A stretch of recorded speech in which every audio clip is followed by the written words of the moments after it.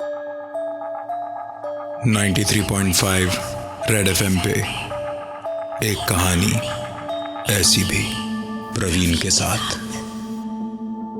राघव की उम्र 9 साल की थी और उसका इंटरेस्ट पढ़ाई लिखाई के अलावा ड्रम्स में था। उसके डैड ने उसे प्रॉमिस किया था कि अगर इस बार वो क्लास में अच्छा रिजल्ट करेगा तो उसे ड्रम किट गिफ्ट मिलेगा, और हुआ भी वही। शहर की एक नामी गिरामी दुकान से राघव के डैड ने उसे एक सेकेंड हैंड ड्रम किट खरीद कर गिफ्ट किया।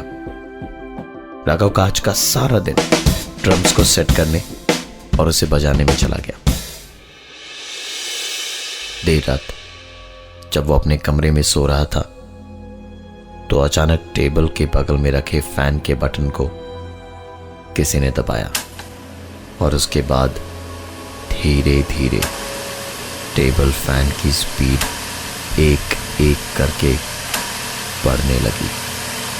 राघव नींद से उठा और उसने टेबल फैन बंद किया, और जैसे ही दोबारा लेटा टेबल फैन फिर से स्टार्ट हुआ। इस बार उसने टेबल फैन का प्लग इलेक्ट्रिक स्विच बोर्ड से निकाल दिया और सोने गया तो कोई उसके दोनों पैरों में गुदगुदी कर रहा था। इस तरह की चीजें, वो भी रात के अंधेरे में, किसी को भी डरा दे तो फिर राघव तो सिर्फ 9 साल का एक बच्चा ही था। उसके गले से आवाज नहीं निकल पा रही थी। उसने अपनी पूरी हिम्मत जुटाकर कमरे की बत्ती जलाई तो देखा ड्रम स्टिक ठीक उसके पैरों के सामने जमीन पर पड़ी थी। बस इतना देखना था कि राघव दौड़ता हुआ अपने पापा के कमरे में गया और सिर्फ एक ही बात कही, डैडी, मेरे कमरे में भूत है।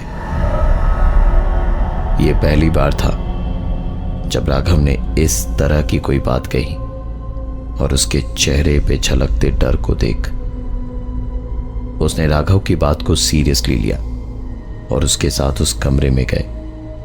कमरे में कुछ भी अजीब नहीं था सिवाय एक अजीब सी शांति के। आदित्य ने अपने बेटे को अपने कमरे में अपने साथ ही सुला दिया, और थोड़ी देर बाद जब पानी पीकर वापस वो अपने कमरे की तरफ जा रहा था तो राघव के कमरे की लाइट जली हुई थी, और दरवाजा पूरी तरह से खोलने पर पता चला कि राघव यहां अपने कमरे में ही सो रहा था। आदित्य को अच्छे से याद था कि उसने राघव को अपने कमरे में सुलाया था। सब कुछ बेहद अजीब था। इस बार चौंकने की बारी आदित्य की थी। उसने तुरंत राघव को अपनी गोद में उठाया और कमरे की बत्ती बुझाकर अपने कमरे में जाने के लिए कमरे का दरवाजा खोलकर बाहर निकला कि ठीक तभी पीछे से एक आवाज आई। 93.5 रेड एफएम पे एक कहानी ऐसी भी, प्रवीण के साथ। राघव एक 9 साल का बच्चा था और इस घर में उसके अलावा सिर्फ उसके डैड आदित्य रहते थे। राघव ने अपने क्लास के एग्जाम में रिजल्ट बहुत अच्छा किया था और उसे गिफ्ट में एक सेकेंड हैंड ड्रम सेट मिला, और उसके बाद शुरू हुई उस घर में कुछ ऐसी घटनाएं कि देर रात आदित्य यानी राघव के डैड राघव को उसके कमरे से अपने कमरे में ले जा रहे थे कि ठीक तभी राघव के कमरे के दरवाजे को बंद करते वक्त एक आवाज आई। राघव के कमरे से आती ऐसी आवाज को आदित्य ने जानबूझकर तवज्जो नहीं दी और सीधा अपने कमरे में इसी सोच के साथ चला गया कि जो भी होगा सुबह देखा जाएगा। कमरे में ले जाकर पहले राघव को लिटाया, और जब उसे पूरी तरह से यकीन हो गया कि राघव को नींद आ चुकी है वो खुद सोने गया। पर नींद शायद उसकी आंखों से कोसों दूर थी और उसे आने में बहुत वक्त लगा। पर उसकी आंखें ज्यादा देर तक लगी नहीं रह सकी। आदित्य की नींद इस बार किसी के रोने की आवाज से टूटी। कमरे की बत्ती जलाई तो राघव खिड़की पर बैठा रो रहा था। आदित्य ने पूछा, क्या हुआ बेटा? तो राघव ने कहा, पापा, बगल वाले कमरे से आवाज आ रही है, वहां भूत है। विश्वास नहीं तो आप दीवार से कान लगा के देखो। राघव की बातें और उसके चेहरे पर सच्चाई झलक रही थी। आदित्य ने जब अपने कान दीवार से लगाए तो मानो उसके हाथ पांव ठंडे पड़ने लगे थे। बगल के कमरे से कान लगाने पर किसी के ड्रम बजाने की आवाज आ रही थी, जो आवाज दीवार से कान हटाने पर सुनाई नहीं दे रही थी। आदित्य दौड़ता हुआ बगल के कमरे में गया, पर वहां ऐसी कोई हरकत नहीं हो रही थी जैसी आवाज उसने अपने कमरे से सुनी थी। वापस कमरे में आने पर पाया कि राघव बिस्तर पर लेटकर सो चुका था। अजीब लगने वाली बात तो थी ये, पर अपने बेटे को सोता देख उसे सुकून मिल रहा था। इस बार आदित्य की आंखों से सच में नींद गायब थी और कमरे की बत्ती जलाकर वो टेबल पर बैठा बस यही सोच रहा था कि ये जो कुछ भी हो रहा है इसका कोई बुरा असर राघव पर न पड़े, क्योंकि इस दुनिया में राघव के अलावा उसका और कोई नहीं था। रात कब गुजरी पता ही नहीं चला। सुबह आंख खुली तो रात का सन्नाटा अब गूंजती हुई ड्रम्स की आवाजों में बदल चुकी थी। राघव अपनी जगह पर नहीं था। आदित्य दौड़ता हुआ राघव के कमरे में गया तो राघव की आंखें लाल हो चुकी थी। हाथों में जगह जगह निशान थे, मानो जैसे ड्रम स्टिक्स ने उसने खुद को या किसी और ने उसे गहरी चोटें पहुंचाई हों। आदित्य ने जैसे ही जाकर राघव को संभाला, वो बेहोश होकर जमीन पर गिर पड़ा और आवाज बस एक ही है,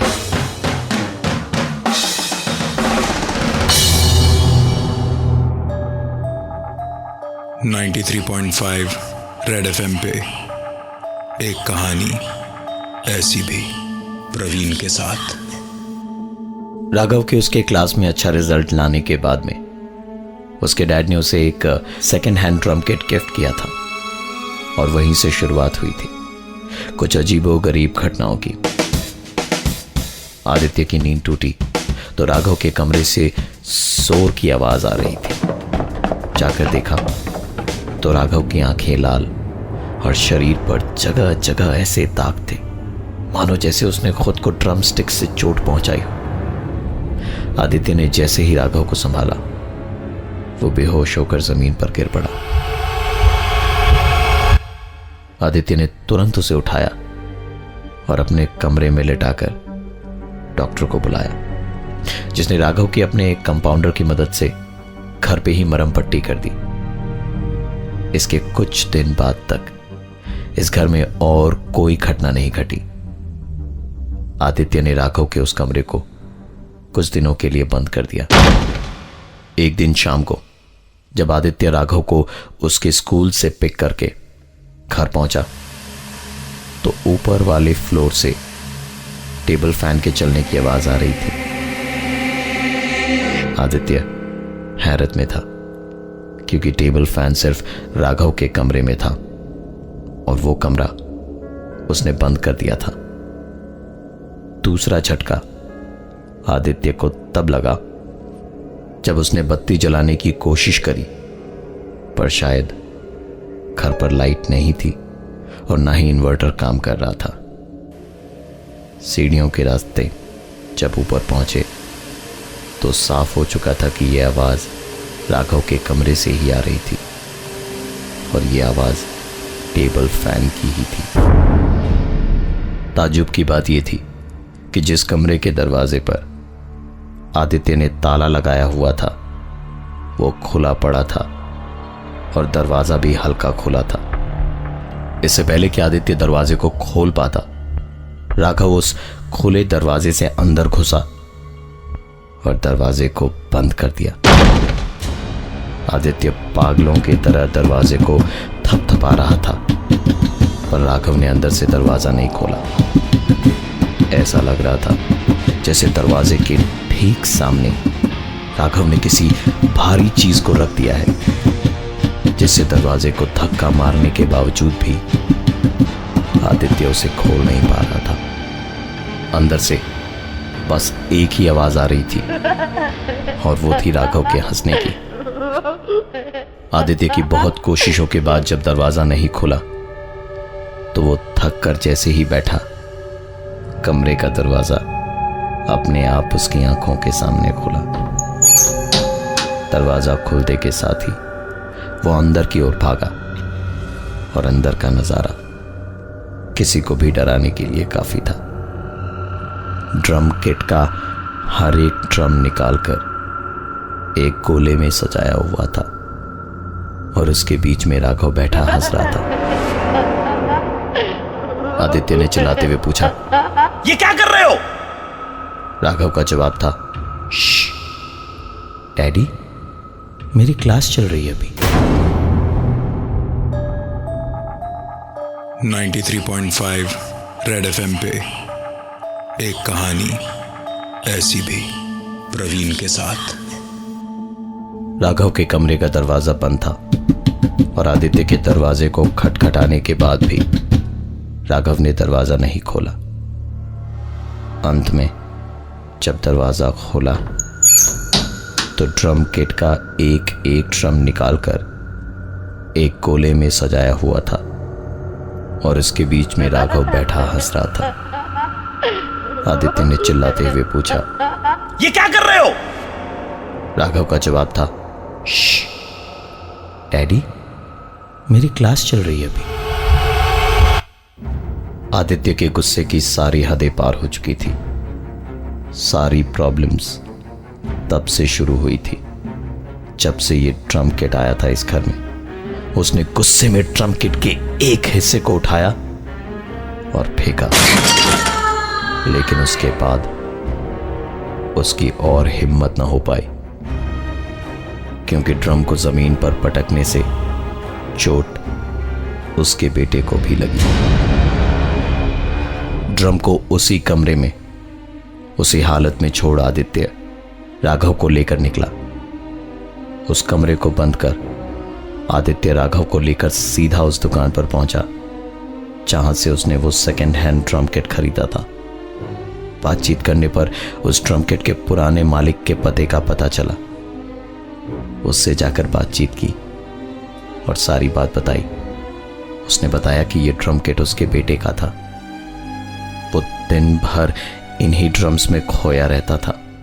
पढ़ाई लिखाई सब कुछ उसकी पीछे रह गई थी इन ड्रम्स के चक्कर में। एक दिन उसकी ऐसी हरकतों से तंग आकर मैंने उसे बहुत डांटा और हाथ भी उठाया।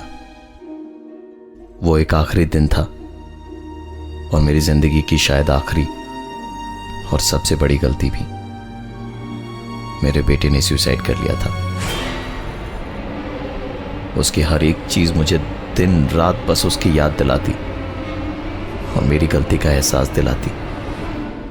इसलिए मैंने वो ड्रम और हर एक चीज जो उसके साथ जुड़ी थी बेच डाली। उसने आगे आदित्य से कहा, अगर आप बुरा ना माने तो मैं एक बार आपके साथ आपके घर चल सकता हूं। आदित्य को उसकी आंखों का पछतावा साफ दिख रहा था। उसने कहा, बेशक आप मेरे साथ चल सकते हैं। घर पहुंचने पर कमरे के ठीक बाहर से ही आभास हो रहा था, मानो जैसे कोई उस कमरे में है।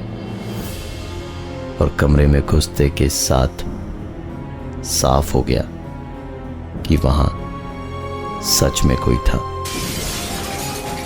चीजें दीवार से गिरकर टूटने लगी और जो ड्रम यहां से जाते वक्त खुला पड़ा था उसके सारे भाग जुड़े हुए थे और किसी के जोर जोर से ड्रम बजाने की आवाज आ रही थी। यह नजारा आदित्य, उसके बेटे राघव और उस ड्रम के पुराने मालिक ने साफ साफ देखा था। इस ड्रम के पुराने मालिक की आंखें भर आई थी जब उसने राघव के मुंह से सुना, पापा आप यहां भी आ गए। इस ड्रम के पुराने मालिक को समझ आ गया था कि ये शायद उसके बेटे की ही भटकती हुई आत्मा है जो ये सब कुछ कर रही है। वो जमीन पर रोते रोते बैठ गया और राघव को पकड़ के उससे माफी मांगने लगा। मुझे माफ कर दो बेटे। अगर मुझे मालूम रहता कि मेरा तुम पर हाथ उठाने से तुम अपनी जान ले लोगे तो मैं कभी तुम्हें ड्रम बजाने से नहीं रोकता। मैं कभी तुम्हें ड्रम बजाने से नहीं रोकता। तुम क्यों इस छोटे से बच्चे को तड़पा रहे हो? मैं तुमसे माफी मांगता हूं। मेरी गलती के लिए मुझे माफ कर दो। मुझे माफ कर दो। मुझे माफ कर दो। इतना सब कुछ सुनने के बाद राघव के आखिरी शब्द थे, कोई बात नहीं पापा, आप रोइए मत, मुझे आपसे कोई शिकायत नहीं। जो सपना मैं पूरा नहीं कर पाया पापा, वो मैं इसकी आंखों में देखता था। और जब जब ये ड्रम्स गलत बजाता मैंने इसे चोट पहुंचाई, पर अब और नहीं पापा, मुझे आपसे कोई नाराजगी नहीं है। मैं हमेशा हमेशा के लिए अब जा रहा हूं और कभी वापस नहीं आऊंगा, ना ही किसी को परेशान करूंगा। इतना कहते के साथ राघव बेहोश हो गया। होश में आया तो सब कुछ नॉर्मल, एकदम पहले जैसा था। और अब उसे अपने घर में किसी भी भूत के होने का एहसास नहीं होता। मैं हूं प्रवीण और ये थी आज की एक कहानी ऐसी भी।